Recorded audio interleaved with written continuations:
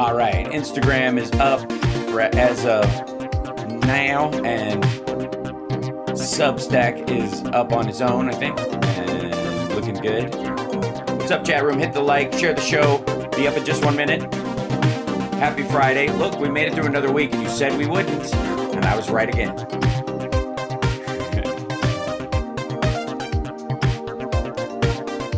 All right, Instagram. There we go. That's Substack coming up. Hey, Substack, restack, if you would, while we're doing.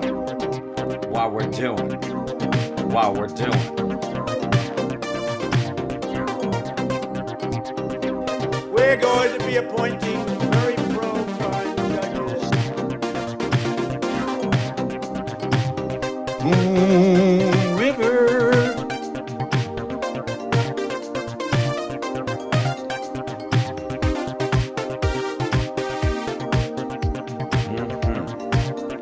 Just another 30 seconds and we'll be up and live.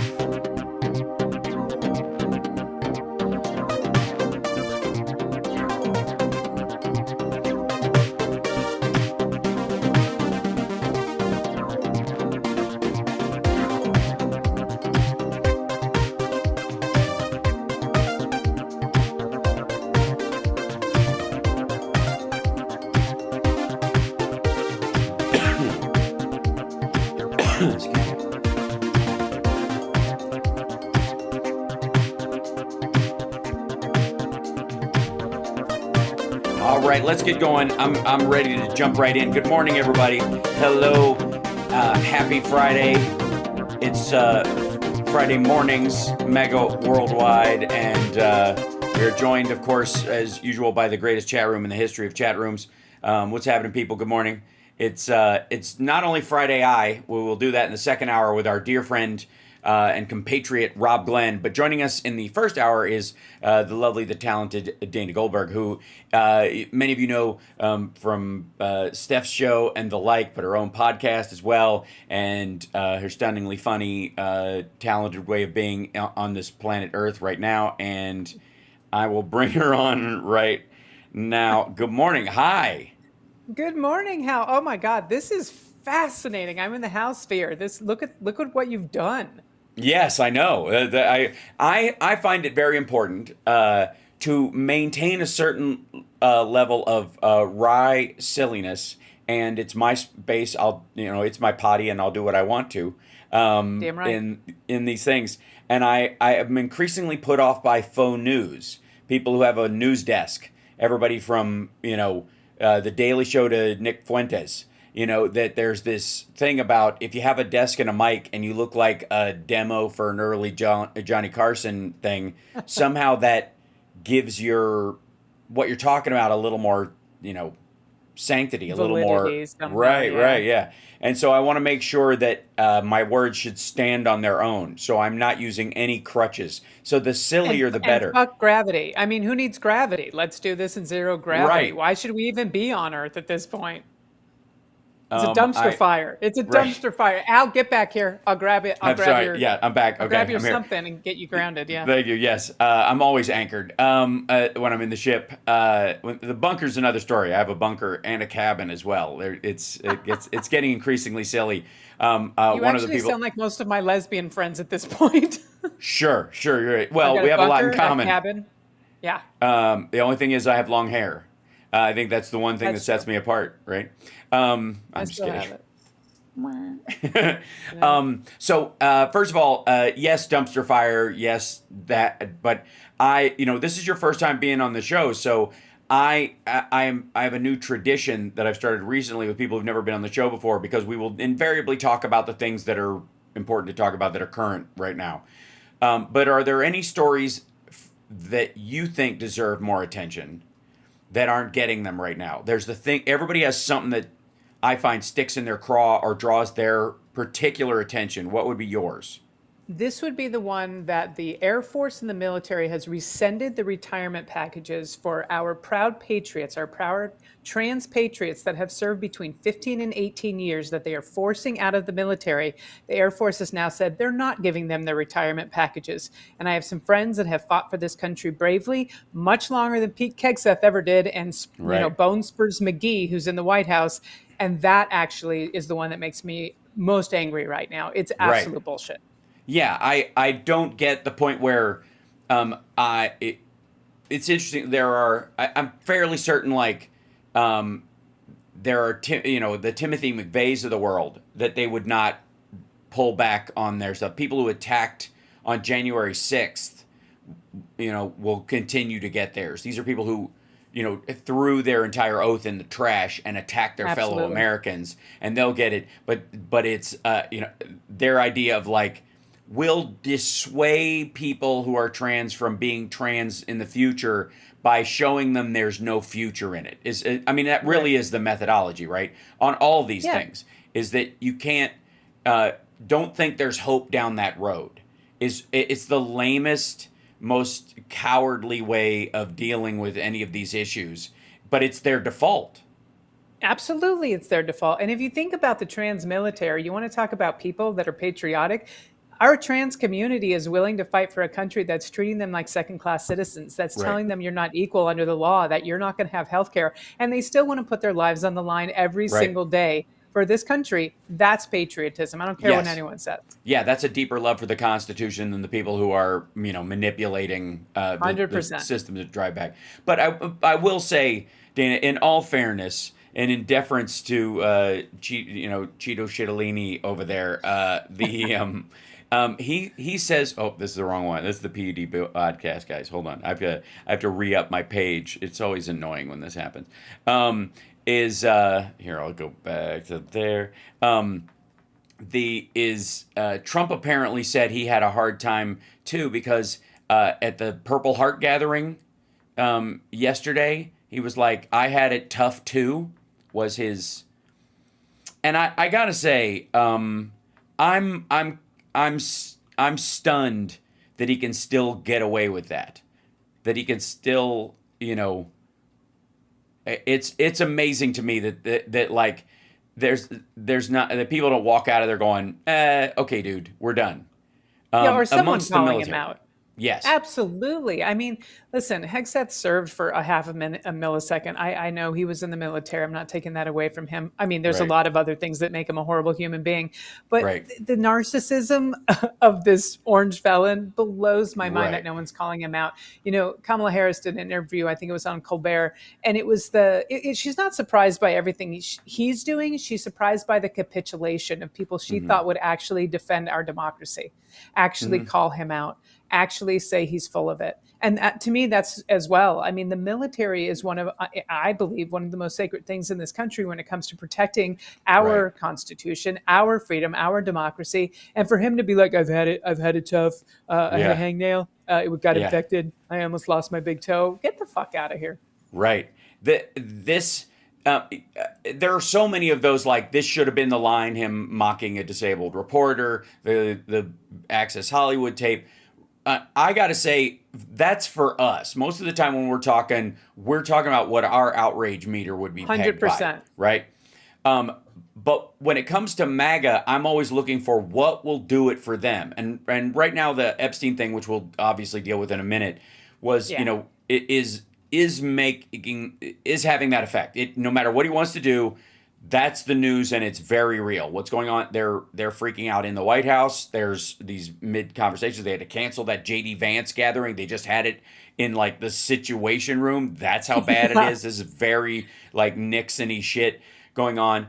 But when he said about John McCain, I like heroes that weren't captured or whatever, when he had avoided service multiple times with his stupid bone spur bullshit, I thought. And whether it broke through at the time, which it obviously didn't with the MAGA, because these are the same people, by the way, while he's praising Purple Heart people yesterday and claiming he deserves one. If you'll recall, these are the same people during the Tea Party who put on purple Band-Aids to mock John Kerry's Purple Heart. Yeah. Remember that? So it's not They're surprising. cruel. Yes. No, they're cowards. They're cruel. They're evil. But I agree with you. I am surprised that this is the thing. I think there probably are more military people that are like, this guy is full of shit. He's an empty suit than we hear. They're just amplifying those voices that are in essence, which is ironic, silent. They're Sure. showing the people that are in charge, oh, they don't have a problem with it. There's still more of us than there are of them. There's still way more of us than there are of them. They just Hence have a the massive redistricting. megaphone. Absolutely. Right. Hence, the redistricting is really a panic attack in the House. They looked at the numbers and they said, we've got to gin up, we got to make new seats appear where there are none and get rid of some where they already exist, or we're going to lose. And I got news for them. It's not going to do it. It's not going to, like gerrymandering, for all the wailing and gnashing of teeth that it causes. Over time, you could say, on the one hand, it handed over districts to the George Santoses of the world a little bit, like made it possible for somebody to snake in under the radar, right? Right. Yep. Well, that was the thing with Santos, was that he checked all the liberal boxes if you squint and you don't pay attention. And so they were able to basically, is he gay? Is he? Santos was the Monet of liberalism. We're like, Exactly right. Yeah. All right. I think he looks far away, okay, but you look up close. That's a hot mess. Yeah, like, wait a minute, this isn't water. This is just an optical illusion in a desert. I'm going to die. Right. So it never, from that to arguably the creation of the Congressional Black Caucus was almost entirely created by the fact that in the South, they attempted to gerrymander these districts and make them black only. So they guaranteed black representation, which was what they were sort of trying not to do. Not to do. Right. Yeah. The irony of is the lesson of aggressive redistricting or gerrymandering is that you create anomalies that you can't control, both for the good in the case of the Congressional Black Caucus and for the bad in the case of you take a district like in Austin, and it ends up having Chip Roy, who was in charge of it, and Austin's not that. It would be, I don't know, the fucking Portland of Texas in a lot of ways. Absolutely, it is, right? I think that's a great example. They both keep it weird. They have the same motto, for God's sake. Right. And South by Southwest, and like everything that goes on there is like antithetical to fucking the dweebiness of Ted Cruz and the pinched faced prison pussy like Chip Roy that like neither one of them could walk into any of the bars in Austin during South by Southwest and be not welcomed. Right, be welcome. They're like, who the fuck, who brought Killjoy, right? And they did that by how they crafted the districts. It's like Jim Jordan's district, which looks like the dragon from the original Dungeons and Dragons game on Atari. The one that looked like a duck with a shrimp tail. It makes total sense. Yep. Right. They had to make it that way so that they could guarantee a Republican. And then they were like, we'll get soft Republicans around them, and then this firebrand will kind of drive the conversation. And that's how they've been doing it for a while. But that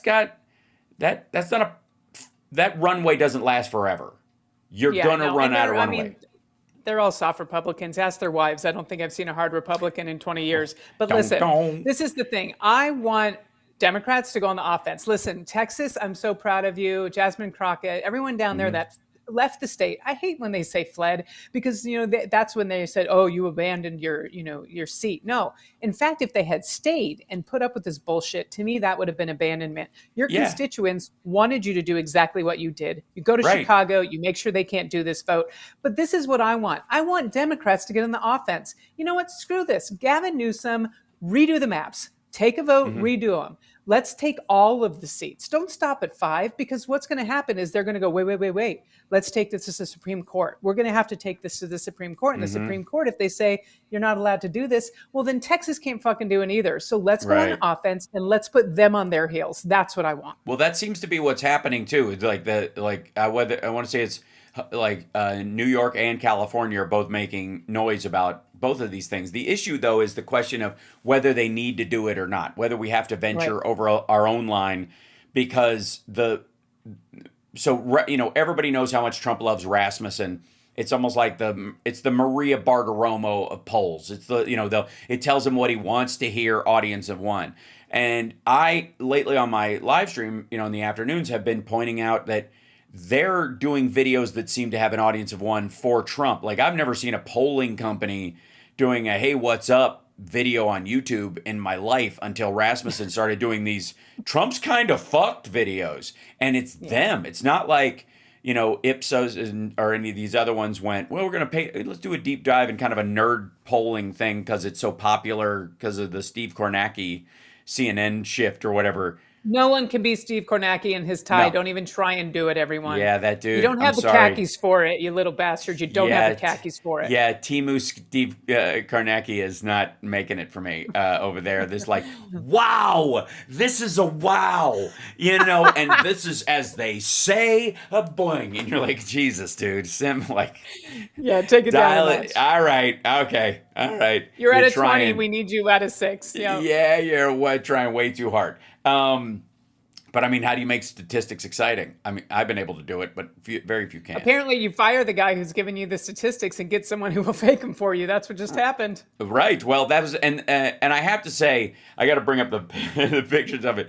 But Trump walking around the Oval Office, holding up big chart, like a trip to fucking Kinko's, where he's walking around. It's like, see how much better I'm doing? You're like, dude. It's literally an emotional support graph. That's all it is. That's right. Yeah. Support graph. Yeah, it's the Linus blanket of graphs, right? Yeah, it just. But if that's where you are, I've often said too that I don't think at the election they saw themselves having to do this right now. I think they thought, nobody thought Trump would have to stand in a fucking. In the Oval Office holding up giant fucking Kinko's graphs to convince maggots that grocery prices have come down when they have not. Right. But that's what they're doing. That's what they're doing. They have to, because nothing he said, that's not true. All of the bad things he promised to do have been accomplished. He has accomplished, 50% of Project 2025, even though I knew nothing about it. Listen, He is doing exactly what he said he's going to do at rapid speed. It's just all of the good things that he promised that people voted for. He's like, sorry about it. So I'm going to fake these charts and lie about them because you're believing everything else I'm selling. I'm a snake oil salesman. How's the oil feeling? Right. Let's lube it up so I can fuck all of you, because that's basically what's happening. Sure. Well, but I will say that even some of the bad stuff that he promised has not come true. And the example I would give is the bus loads of immigrants. There have not been. That's why they have to do these examples of cruelty. That's what Alligator Alcatraz is about. That's what sending out whole families and children, because he has to make MAGA cheer this. And what he promised was Greyhound buses and airplanes that drive up into airplanes, fly to foreign countries, and then dump the plane, the Greyhound bus out with a parachute or maybe even without one, and then fly back with an empty plane, do it again. And just millions. We got biggest deportation in history, right? That was the argument. It wasn't even close. It was numbers we've never seen before, and the promise that there were, by my count, by what he says, 35 million illegal immigrants in the country. Okay, there's 10.4.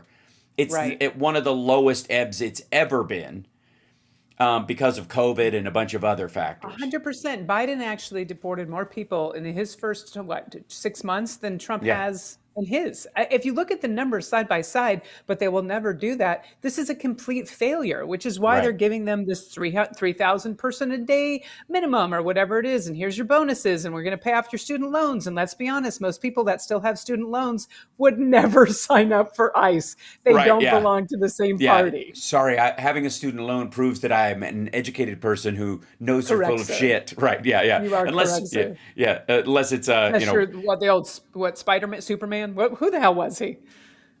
Which one? The actor, the washed-up actor who just decided he's going to join ICE. He was the Man of Steel. Oh, it wasn't Dean Cain, was it? Yes. Yeah. Dean Cain has decided I'm going to join ICE. I'm like, all right, that's a Timu Ted Cruz right there.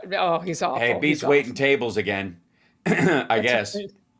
And it pays better. And they are apparently the Polk County sheriff in Florida was getting mad because his people were being poached by ICE because they don't have the staff for it. But here's the thing: this is what stands out to me, and this is what I see amongst the magotdom. Is they were promised. We were outraged by what they were promised. They were excited by what they were promised, and they are very let down right now. They are trying, you can see them just turd polishing everywhere they go. Grocery prices have not come down. Even though gas prices have come down marginally, they've edged around the same zone almost entirely, and groceries have continued to go up. There is still standard inflation about 2.8%, and it'll normalize to about 3% over the course of the year. That's a ramification of supply shock. That's not going to change anytime soon. If you want to move manufacturing to someplace else, to here, it's going to be more expensive for a period of time, and then until they automate those things,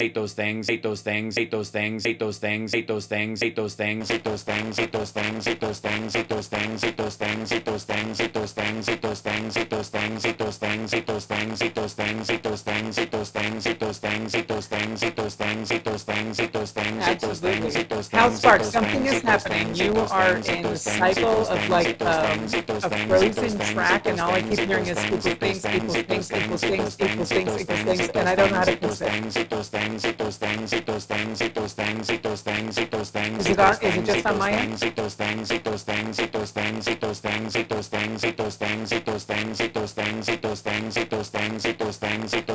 Someone text